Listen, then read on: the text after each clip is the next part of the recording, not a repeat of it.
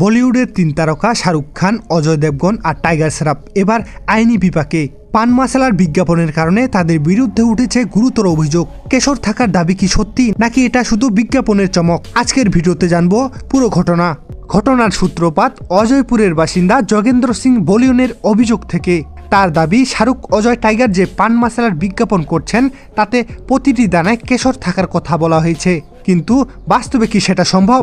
1 KG কেশরের দাম যেখানে 4 লাখ টাকা, সেখানে মাত্র 5 টাকার পান মশলায় সত্যি কেশর থাকে, নাকি এটা শুধু বিজ্ঞাপনের ফাঁদ? এই ধরনের বিজ্ঞাপন নিয়ে আগেও বিতর্ক হয়েছিল।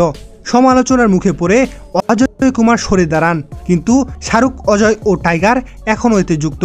বিশেষজ্ঞদের মতে পান মশলা ও গুটকা স্বাস্থ্যের জন্য মারাত্মক ক্ষতিকর, অথচ বলিউডের বড় তারকারা এগুলো প্রচার করছেন। তাহলে কি তারা জনগণকে বিভ্রান্ত করছেন?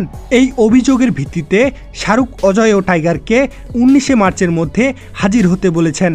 এখন দেখার বিষয় তারা কি জবাব দেন।